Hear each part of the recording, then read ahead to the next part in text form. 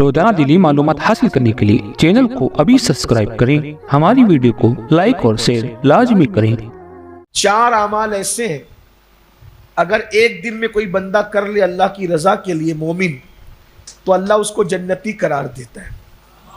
ایک دن اللہ کے رسول علیہ السلام نے فرمایا، تم میں کون ہے جو آج روزے سے، تم میں کون ہے جو آج روزے سے؟ سب چپ رہے۔ صدیق اکبر نے کہا، یا رسول اللہ میرا روزہ ہے۔ پھر آقا علیہ السلام نے فرمایا، تم میں کون ہے جس نے آج کسی بیمار کی عیادت کی ہے؟ سب چپ رہے۔ صدیق اکبر نے اس کی، یا رسول اللہ الحمدللہ آج میں نے بیمار کی عیادت بھی کی ہے۔ پھر میرے آقا صلی اللہ علیہ وآلہ وسلم نے فرمایا، تم میں کون ہے جو کسی مومن کے جنازے میں شریک ہوا؟ چونکہ صدیق اکبر رضی اللہ تعالیٰ کا مدینے کے باہر کاروبار تھا اور آپ اس کاروبار کے لیے روزانہ آنا جانا کرتے تھے، تو وہاں شاید کسی کا انتقال ہوا تھا، تو اس جنازے میں صدیق اکبر نے شرکت کی تھی، تو سب خاموش رہے۔ صدیق اکبر نے اس کی، یا رسول اللہ الحمدللہ آج مجھے جنازے میں شریک ہونے کا موقع بھی مل گیا اور میں جنازے میں شریک ہو کے آیا ہوں۔ پھر آقا نے فرمایا، تم میں کون ہے جس نے آج کسی غریب مسکین کو پیٹ بھر کھانا کھلایا؟ سب چپ تھے۔ صدیق اکبر نے کہا، آقا یہ سعادت بھی مجھے نصیب ہوئی، میں نے آج کسی مسکین کو کھانا بھی کھلایا۔ آقا فرماتے ہیں، یہ 4 چیزیں ایک دن میں جو کر لے اللہ اس کو جنت عطا فرمائے گا۔ کوشش کریں آپ بھی ایسا کرنے کی، ایک ہی دن میں روزہ بھی ہو، جنازے میں شرکت بھی ہو، بیمار کی عیادت بھی ہو، اور کسی مسکین کو کھانا بھی کھلائیں۔ ایک اچھا طریقہ بتا دیتا ہوں میں آپ کو اس میں۔ جب کبھی مجھے رات کو پتہ چلتا ہے کہ کسی کا انتقال ہوا اور جنازے میں جانے کی نیت ہوتی ہے، تو پھر ایسا ہوتا ہے کہ صبح کو میت میں جانا ہے، تو کوشش کی جاتی ہے کہ روزے کی نیت کریں۔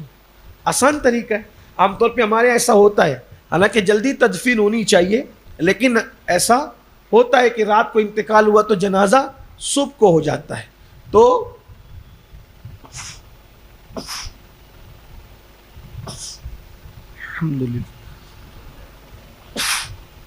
الحمدللہ معاف کیجیے گا، مجھے اس وقت زکام ہے، اس حالت میں مجھے بیان نہیں کرنا چاہیے کیونکہ چھینک اور کھانسی لوگوں پر گراں گزرتی، اس کے لیے میں معذرت چاہتا ہوں۔ اگر آپ کی طبیعت پہ گراں گزرے تو معاف کیجیے۔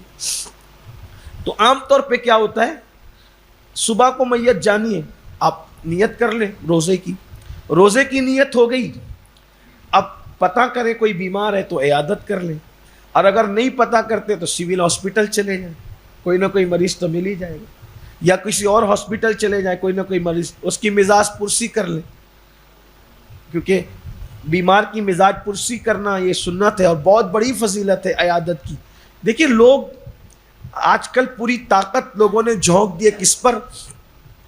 تسبیح ہاتھ میں لیے گھومتے رہتے، منہ چلتا رہتا ہے، حقوق العباد پر یکساں توجہ نہیں۔ حالانکہ کتنی بڑی فضیلت، میں یہ نہیں کہہ رہا تسبیح نہ پڑھو، بلکہ ذکر اللہ تو اتنا کرو، ذکر اللہ اتنی کثرت سے کرو کہ لوگ تمہیں پاگل سمجھ لیں، دیوانہ، لوگ تمہارا مذاق اڑائیں، تمہارا ذکر اللہ سن کر لوگ تمہیں پاگل سمجھ کے تمہارا مذاق اڑائیں۔ یہ کیفیت ہو ذکر اللہ، ڈوب جاؤ ذکر اللہ کے اندر۔ لیکن بہرحال یہ کیا چیزیں ہیں؟ روزے کی نیت کر لی، جنازے میں شریک ہو گئے، کسی مریض کی عیادت کر لی۔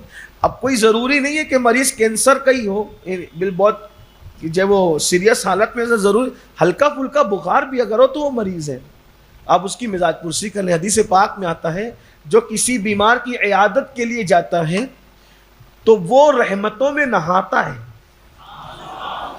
اور جب بیمار کے پاس بیٹھتا ہے تو وہ رحمتوں میں ڈبکیاں لگاتا ہے۔ اور حدیث پاک میں آتا ہے کہ جو بیمار کے لیے جاتا ہے تو وہ رحمت کے پھول چنتا ہے، پھل چنتا ہے جنت کے، اور جب وہ بیمار کے پاس سے واپس آتا ہے تو گناہوں سے ایسا پاک ہو جاتا ہے جیسے ابھی ماں کے پیٹ سے پیدا ہو۔